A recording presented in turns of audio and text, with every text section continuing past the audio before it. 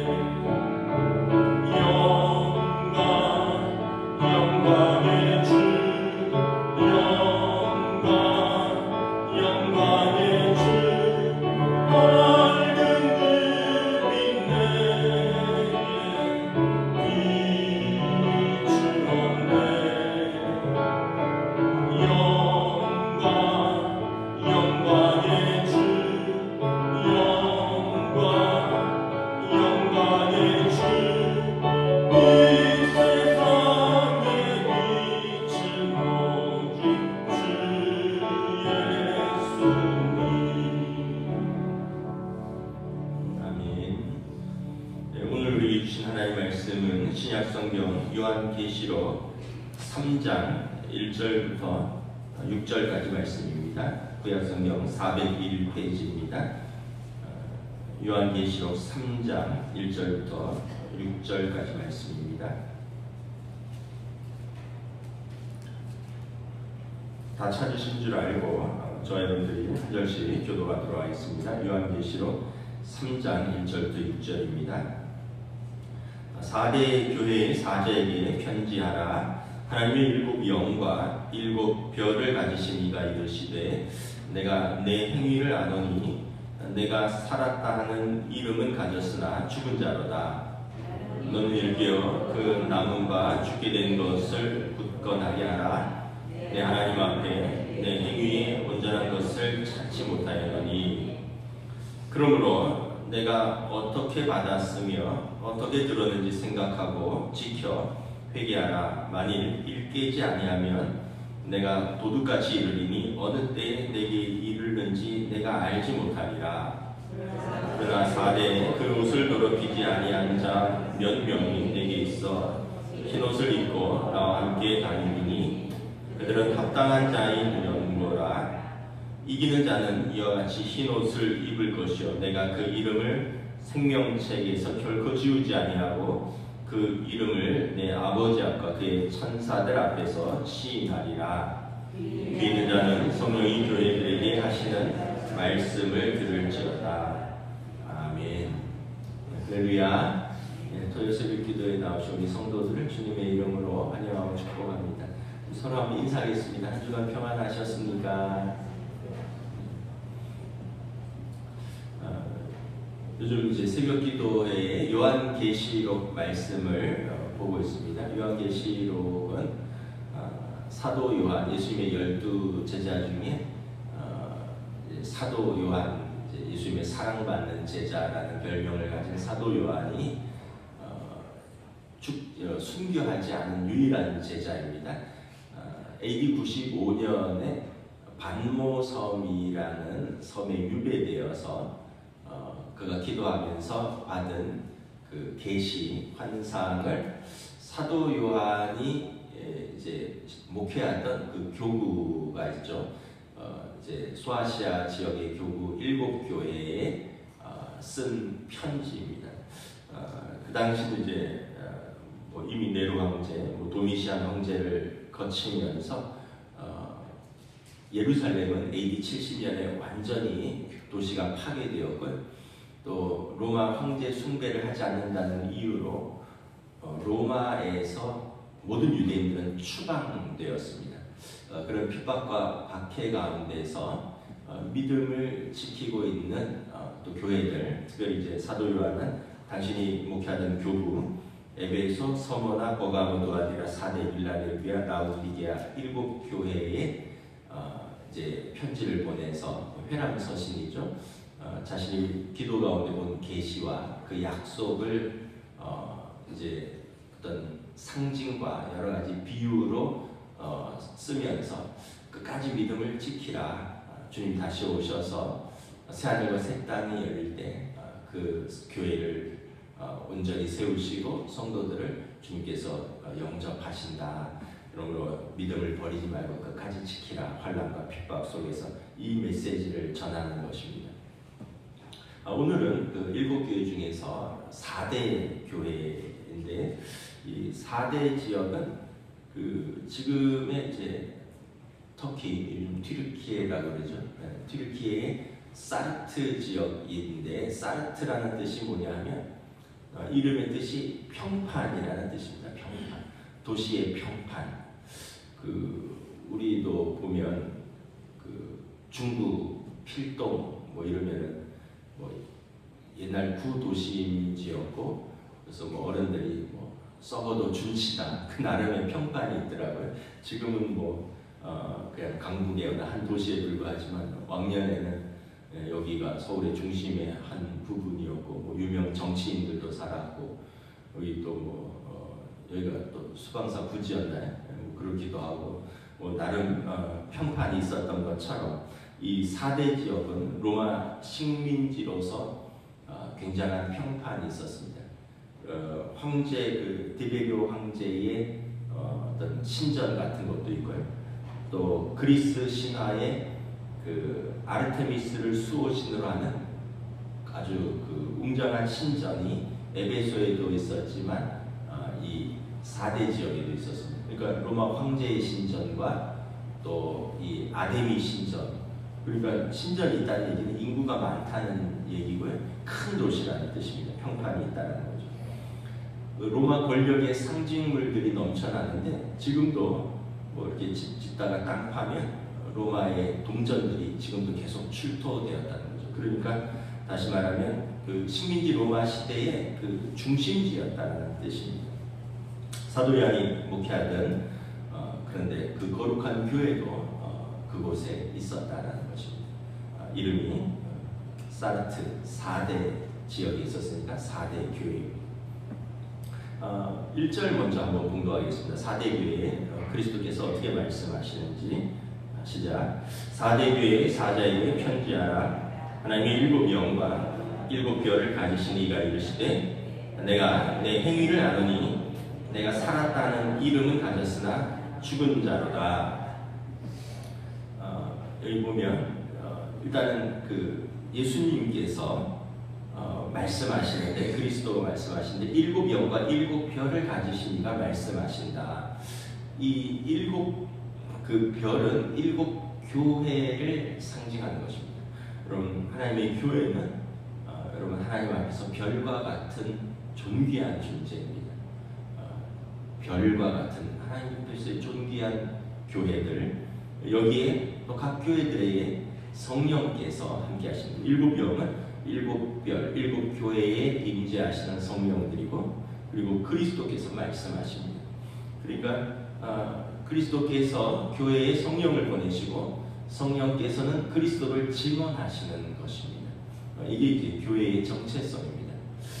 비록 로마 식민지 시대에지만 로마가 주권을 잡은 것이 아니라 그리스도께서 주권을 잡고 있고, 또 성도들, 사람들의 모임이지만 사람들의 공동체가 아니라 성령께서 임재하시고 그리스도가 주권을 가지고 있는 공동체이며, 우리 주님이 보실 때 별과 같이 존귀한 교회이다. 여러분, 우리가 이 교회의 이 정체성을 잘 이해하면 여러분, 교회가 얼마나 자랑스럽고 영광스러운 존귀한 공동체인가를 생각할 수 있죠. 뭐 크기가 뭐 크고 작다, 사람들이 많고 적다 이런 게 아니라, 여러분, 그리스도께서 주권을 가지고 계시고 성령께서 임재하시며 우리 주님이 보실 때 별과 같이 존귀한 성도들의 모임이 교회이다. 뭐 세상에 비해서 여러분 뭐 초라할 수 있죠. 그러나 하나님 앞에서는 별과 같은 존귀한 공동체가 교회이다라는 것입니다. 근데 4대 교회에 대한 책망이 나옵니다. 그 7교회에 보면 칭찬이 먼저 있고 그 다음에 책망이 나오는 교회가 있고요. 또 어떤 교회는 칭찬만 있는 교회도 있고 어떤 교회는 책망만 있는 교회도 있는데, 4대 교회는 책망이 먼저 나와요. 우리 1절, 2절 우리 함께 공부하겠습니다. 4대 교회의 사자에게 편지하라. 하나님의 7영과 7별을 가지신 이가 이르시되 내가 내 행위를 아노니 내가 살았다 하는 이름은 가졌으나 죽은 자로다. 너는 일깨어 그 남음과 죽게 된 것을 굳건하게 하라. 내 하나님 앞에 내 행위의 온전한 것을 찾지 못하였노니. 4대 교회에 책망하는 것은 1절에 보면 내가 내 행위를 안다. 주님께서 4대 교회에 책망받을 만한 행위를 안다는 거예요. 그것은 뭐냐면 2절 하반절에 보면 하나님 앞에서 행위의 온전한 것을 찾지 못했다라는 것입니다. 그 4대 지역이 약간 평판이 대단한 도시였다라고 했잖아요. 로마 식민지의 중심지였고 뭐 황제의 신전도 있었고 또 뭐 헬라 여신의 신전도 있었고 뭐 그리스의 신전, 로마의 황제의 신전, 뭐 대단한 도시였다 보니까 여기가 세상의 번영과 또 풍요, 사치, 향락 등 세상의 매력적인 것이 많았다는 거죠. 그 성도들이 그 세상의 매력적인 것에 이끌려서 영적인 생명력을 잃었다는 거예요. 그래서 1절에 보면 내가 살았다 하나 이름은 가졌으나 죽은 자로다. 그 평판은 대단하고 평판은 사는 것 같지만 사실은 영적으로 죽은 거라는 것입니다.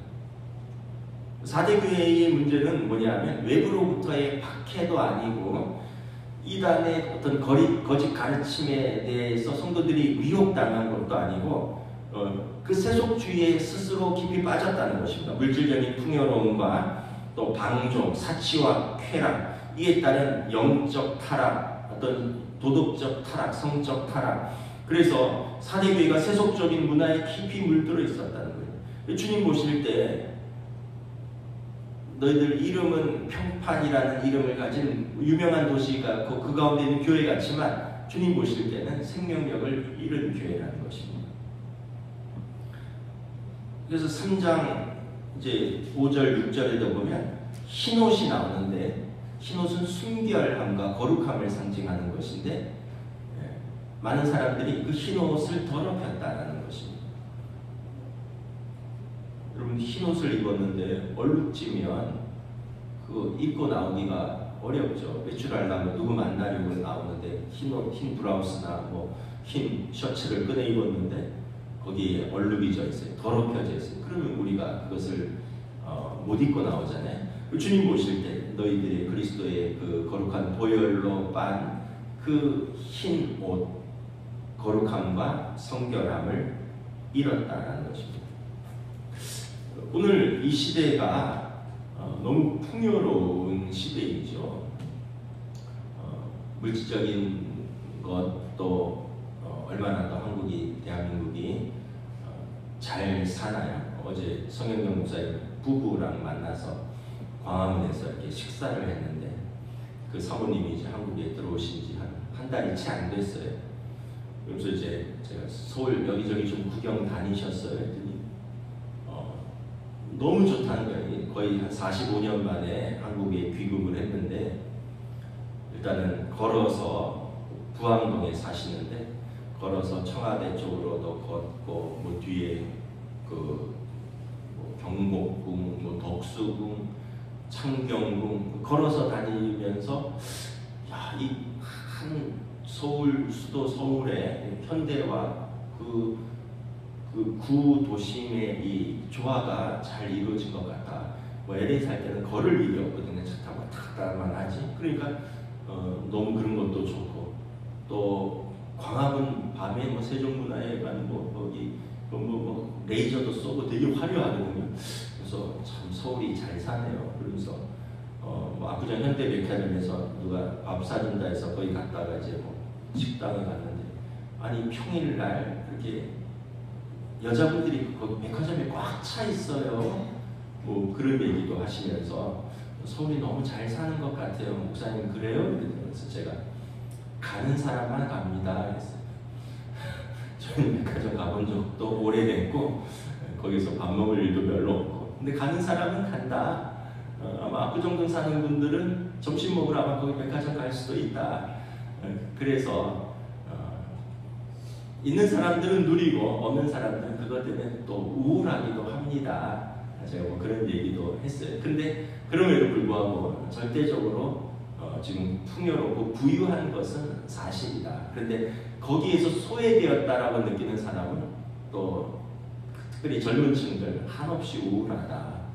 제가 그런 얘기를 했는데 뭐 하여튼 일단 표면적으로 이렇게 서울을 와서 눈으로 보는 거는 너무 대단한 곳인 거예요.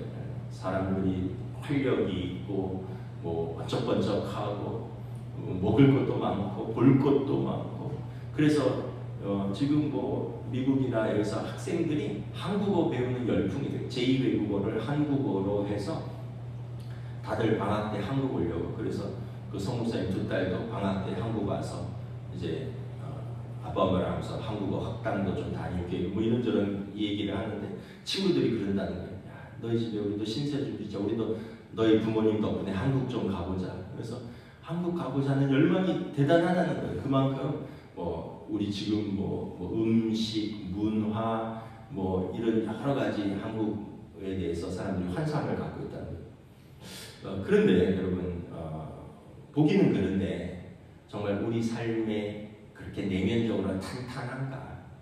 우리가 영적으로 견고한가? 보기에는 그렇게 화려하고 그렇게 풍요하고 그렇게 부유한데 아까도 말했듯이 우리 정말 내면이 건강한가? 건강하지 못한 사람들 많거든요. 한없이 우울하고 거기에 동참하지 못하면 한없이 우울하잖아요. 그리고 또 그 물질주의, 세속주의에 빠져서 예수님께서 너희가 세상과 하나님, 이제 그 돈과 하나님과 재물을 두 주인을 섬길 수 없다. 어느 한쪽을 택해야 되는 거잖아요. 근데 이 시대가 물질주의에, 세속주의에 빠져서 물질을 택하는 시대잖아요. 그러다 보니까 영적으로도 우리가 많이 무뎌져 있거나 무너지고 있다는 거예요. 그러니까 이 외적인 것은 겉모양은 화려한데 내적인 어떤 마음도 무너져 있고 영적인 것도 무너져 있는 것이 현대의 한 단면이 아닐까. 4대 교회에 대해서 예수님께서 4대 교회에 이것을 책망하는 것이죠. 너희가 그 평판은 대단한 것 같으나 실상은 사람 것 같지만 죽은 자로다. 그래서 2절에 보면 깨어서 그 남은 바 죽게 된 것을 굳게 하라. 그나마 다행인 것은 남은 자들이 있다는 거예요. 그 흰 옷을 더럽히지 않고 남은 자들이 4대 교회에 남아 있고요. 그리고 그 얼룩진 자들도 회개하고 돌이켜서 다시 기회가 아직 있다는 것입니다. 그래서 깨어 있으라는 거예요. 그 4대 지역에 그 아크로폴리스라는 그 대단한 요새가 있었다 그래요. 그런데 역사적으로 보면 이 난공불락의 요새가 이제 함락된 적이 있는데 어떻게 함락됐냐면 너무 난공불락이어서 도저히 점령할 수 없었던 것 같은데 밤에 파수꾼들이 잠들었고 적병들이 성벽을 타고 넘어와서 이 성문을 지키는 수비대를 죽이고 성문을 활짝 열었다는 겁니다.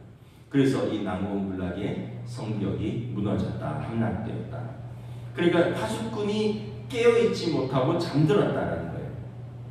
마찬가지로 역사 속에서 너희가 이 교훈을 기억하라는 것입니다. 하나님 앞에서 이 행위에 온전한 것, 이 성도로서의 이 합당한 삶을 깨어서 지키지 않으면 너희가 세상 문화에 함락될 것이고 너희가 그리스도인이라는 이름은 가졌으나 그 이름에 합당한 믿음을 지키지 못할 것이다 라는 것입니다. 그래서 하나님 앞에서 그 남은 바 죽게 된 것을 죽지 말고 깨어서 지키고 굳건하게 하라는 것입니다. 결국은 여러분 깨어있으라는 말씀은 우리가 말씀을 붙들고 또 기도함으로 우리가 하나님 앞에서 말씀 앞에서 우리 자신을 돌아보며 계속해서 말씀으로 채찍질하며 기도 가운데 성령의 이끄심 가운데 나아가라는 뜻이죠. 그냥 명동 같은 데 가면 주말에 요즘 안 나가본 지 오래됐지만 예전에 한번 갔더니 그냥 막 밀려가더라고요. 밀려가. 사람이 얼마나 많은지 그냥 서 있으면 그냥 밀려가는 것을 봤어요. 여러분 그것처럼 우리가 세상 속에 살면서 바쁘고 분주하고 정신없이 살면서 그 사람들 속에서 막 밀려가지 말고 내 목적지를 바로 알고 내가 지금 어디 서 있는지 알고 그리고 어디로 가야 할 바를 알고 깨어서 그 주체적으로 그 믿음의 길을 가야 되지 않겠느냐. 그냥 막 밀려다니는 대로 밀려가서 어이구 저기 사람들이 많네 저기 뭐가 있나 하고 밀려가서 보고 아이고 여기서 절로 밀려가고 그러다가 멀어지지 말고 깨어 있으라. 주님 앞에서 깨어서 당신들의 자리를 지키고 그리고 교회가 나아가야 할 바를 나아가라는 것입니다. 그렇지 않으면 그 역사 속에서 4대 지역의 그 요새가 함락된 것처럼 사탄이 성벽을 타고 들어와서 너희들이 잠든 사이에 그 문을 활짝 열고 정복할 것이다 라는 것입니다. 그래서 우리가 참 깨어서 기도하고 또 말씀으로 자신의 삶을 계속 돌아보는 것이 너무 중요합니다. 어제도 그런저런 이야기를 하다가 코로나라는 어떤 그 상황을 겪으면서 미국에도 개척교회들이 한 30% 문 닫았다고 많은 이들이 원래도 이제 세속주의 때문에 교회를 떠나고 있었는데 코로나를 맞으면서 더 떠나고 이런저런 얘기들을 좀 하고 있었는데 여러분 우리가 깨어있지 않으면 우리의 믿음을 잃어버리고 또 우리 자녀들이 믿음을 잃어버리는 것은 한순간이다. 한순간이다. 3절 공부하도록 하겠습니다. 3절 시작. 그러므로 내가 어떻게 받았으며 어떻게 들었는지 생각하고 지켜 회개하라. 만일 일깨지 아니하면 내가 도둑같이 이르리니 어느 때 내게 이르는지 내가 알지 못하리라. 예, 그래서 어떻게 해야 되냐?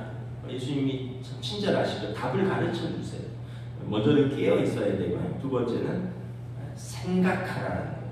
생각하라. 너희가 어떻게 말씀을 받았고, 사도 요한이 그 4대 지역에 복음을 전하면서 전했던 말씀, 너희가 어떻게 말씀을 받았고 어떻게 그 말씀을 들었는지 생각하라는 것입니다. 여러분, 우리는 그 생각하는 사람이죠. 사람은 동물과 다른 점이 생각하는 것입니다.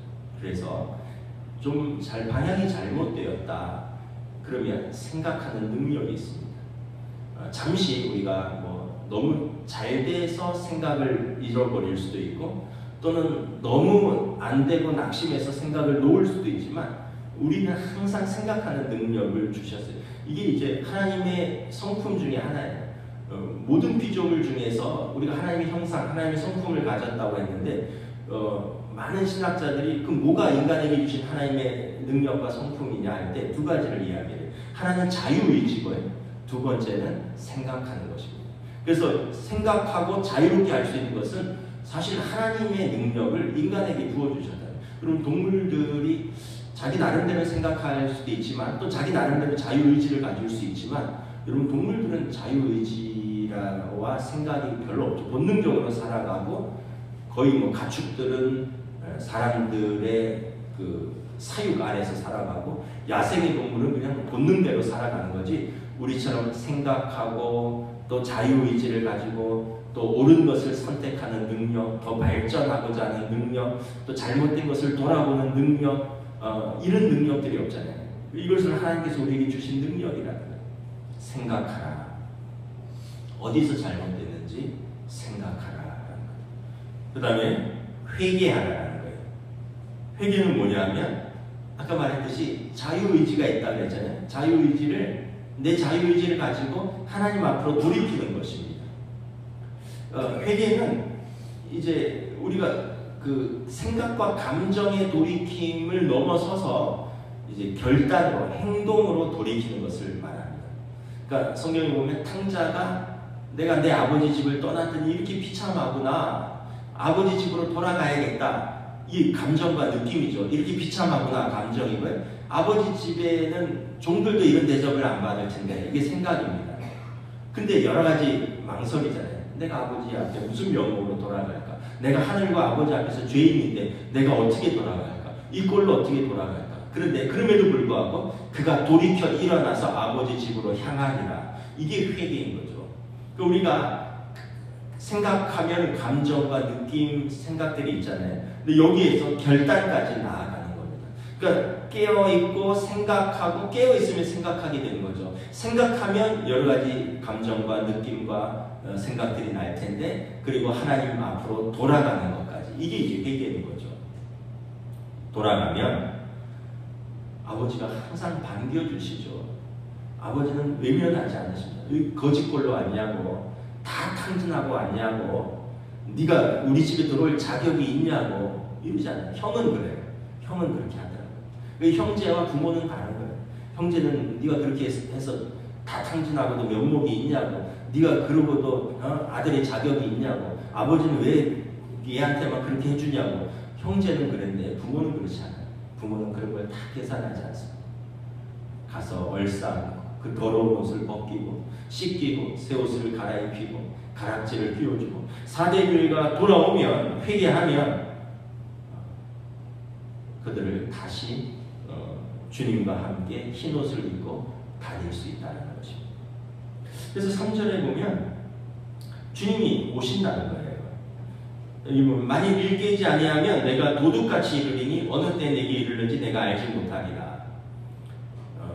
그 4대 지역의 성벽이 무너진 것은 밤에 적병이 도둑같이 담을 놓은 것이거든요.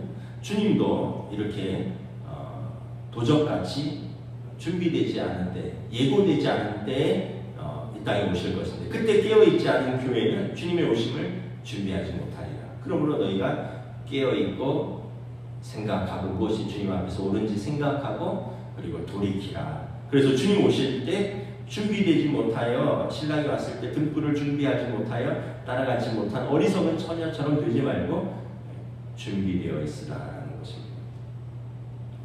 4대 교회에 대한 칭찬도 있어요. 4절 함께 읽도록 하겠습니다. 시작. 그러나 4대에 그 옷을 더럽히지 아니한 자 몇 명이 내게 있어 흰옷을 입고 나와 함께 다니리니 그들은 합당한 자의 연고라. 옷을 더럽히지 아니한 사람들도 있다는 것입니다. 그 세속주의에, 그 쾌락주의에, 그 물질주의에 믿음을 더럽히지 않은 하나님 보시기에 합당한 성도들이 있다는 거죠. 그래서 아까 얘기했듯이 옷을 더럽히면 나설 수가 없잖아요. 근데 흰 옷을 입고 그들은 주님이 오실 때 흰 옷을 입고 주님의 퍼레이드에 함께 참여하게 될 것이다. 여기가 이제 로마의 아주 큰 도시 중에 하나였다고 했잖아요. 영화 같은 데 보시면 여러분 케사르가 그 전쟁에 나가서 승리하면 이제 그 군대를 입고 이 승전가를 부르면서 로마 도시로 들어오면 로마 원로원의 흰옷 입은 귀족들이 쫙 나와서 그 퍼레이드를 환영하고 그 뒤를 따라가는 것을 볼 수 있습니다. 케사르에게 영광을 막 승리를 이루면서 로마 원로원의 흰옷 입은 사람들 거기 보면 다 흰옷 입었더라고요. 영화에서 보니까. 오늘로 말하면 국회의원들인데 다 흰옷을 입고 그 승전의 퍼레이드에 따라가는 겁니다. 그러니까 이것도 이제 4대 교회가 충분히 이해하겠죠. 주님이 오실 때 그 행실이 더럽히지 않은 자들이 흰옷을 입고 주님의 그 승전의 퍼레이드에 함께 뒤를 따르며 참여할 것이다. 그러면 이미 옷이 더럽힌 자는 어떻게 해야 되느냐? 옷을 빨아야죠. 이게 회개입니다. 얼룩지고 더럽혀진 옷을 빠는 겁니다. 주님 앞에 나가면 여러분 탕자가 아버지 앞에 나가면 그 더러워진 옷을 벗기고 그 몸을 씻기고 새 옷으로 갈아입혀 주시는 거죠. 변화될 기회가 있다는 거예요. 기회가 있다. 아직 기회가 남아있다. 너희가 그 얼룩진 옷, 그 하나님 보시기에 합당치 않은 그 행위들을 버리라. 그리고 하나님 앞에서 정결하게 되라. 그리고 5절, 6절 함께 읽도록 하겠습니다. 이기는 자는 이와 같이 흰옷을 입을 것이요 내가 그 이름을 생명책에서 결코 지우지 아니하고 그 이름을 내 아버지 앞과 그의 천사들 앞에서 시인하리라. 귀 있는 자는 성령이 교회들에게 하시는 말씀을 들을지니라. 지금은 사실 그 당시는 이제 로마 황제의 시대고 모든 권력은 로마로부터 나오는 것 같고 모든 풍요로움은 세상으로 나오는 것 같지만 너희가 믿음으로 이기면 흰옷을 너희에게 입혀줄 것이요 하나님 나라의 생명책에 그 이름이 기록되고 우리 주님께서 하나님 아버지 앞과 그의 천사들 앞에서 친히 그 이름을 시인하리라. 여러분 이게 얼마나 중요합니까? 우리는 우리의 작은 믿음을 지켰을 뿐인데 주님께서 친히 하나님 아버지 앞과 모든 천사들 앞에서 우리의 이름을 시인할 것이다. 생명책에서 우리의 이름을 기억하고 우리의 이름을 지우지 아니할 것이다. 6절에 귀 있는 자는 성령이 교회들에게 하시는 말씀을 들을지어다. 다 듣는 건 아닌 것 같아요. 귀 있는 자, 깨어있는 자는 성령이 교회들에게 하시는 말씀을 들을지어다. 그래서 우리도 여러분 우리를 유혹하는 것도 많고 우리를 시험 들게 하는 것도 많고 우리를 낙심하게 하는 것도 많고 그런데 우리 주님 손 꼭 붙들고 우리가 걸어가야 할 믿음의 길을 걸어가면 주님께서 오실 때 또 우리가 주님 앞에 섰을 때 흰옷을 입혀주고 생명책에 그 이름을 기록하시고 하나님과 천사들 앞에서 우리의 이름을 시인하실 것을 약속하셨습니다. 사실 우리가 우리 믿음을 지키는 게 과거에 비하면 정말 별거 아니에요. 과거에는 얼마나 그 믿음을 지키는 것이 어려웠습니다. 사자굴에도 던져지고 화형에도 처해지고 매맞고 감옥에 갇히고, 근데 지금 우리는 그런 거에 비하면 거의 천국에서 살고 있는 거예요. 그럼에도 불구하고 더 환경이 좋을수록 믿음을 지키기가 어려운 것이 인간의 죄된 본성이 아닌가. 그래서 우리가 늘 깨어서 하나님 앞에서 우리의 믿음을 굳게 세워가는 저와 여러분, 또 우리 교회, 또 우리 자녀들이 될 수 있도록 우리가 기도할 수 있기를 주님의 이름으로 축복합니다. 기도하겠습니다. 하나님 은혜를 감사합니다. 4대 교회에 주시는 우리 주님의 말씀입니다. 하나님께서는 불꽃 같은 눈으로 교회를 감찰하고 계시고 성령께서 각 교회에 주님의 말씀을 증언하시는 것을 봅니다. 그러므로 우리가 깨어있고 또 말씀을 붙들고 생각하고 또 무엇이 우리가 잘못됐는지 결단하고 회개하고 돌이킨다면 우리 주님께서 다시 우리에게 흰옷을 입혀주실 것이며 생명책에 그 이름이 기록될 것이며 하나님과 천사들 앞에서 그 이름을 친히 시인하리라 말씀하셨습니다. 그러므로 오늘 우리의 삶에서 우리가 이 믿음을 지킨다는 것, 이 믿음대로 산다는 것, 하나님을 기쁘시게 하는 삶이 무엇인가를 고민하고 그 삶에 대해서 힘쓰고 또한 우리 세대, 우리뿐만 아니라 우리 다음 세대까지 우리의 자녀들, 우리의 자녀들의 자녀들에게 그들에게 믿음을 가르치고 그들에게 하나님 사랑과 하나님 경외함을 가르치며 그들의 영혼이 하나님 앞에 설 수 있도록 우리가 기도하는 그 사명을 교회가 감당할 수 있도록 성령님 인도하여 주시고 축복하여 주시옵소서. 감사를 드리오며 우리 주 예수 그리스도 이름으로 기도드리옵나이다. 아멘. 하늘에 계신 우리 아버지, 아버지의 이름을 거룩하게 하시며 아버지의 나라가 오게 하시며 아버지의 뜻이 하늘에서와 같이 땅에서도 이루어지게 하소서. 오늘 우리에게 일용할 양식을 주시고 우리가 우리에게 잘못한 사람을 용서하여 준 것 같이 우리 죄를 용서하여 주시고 우리를 시험에 빠지지 않게 하시고 악에서 구하소서. 나라와 권능과 영광이 영원히 아버지의 것입니다. 아멘.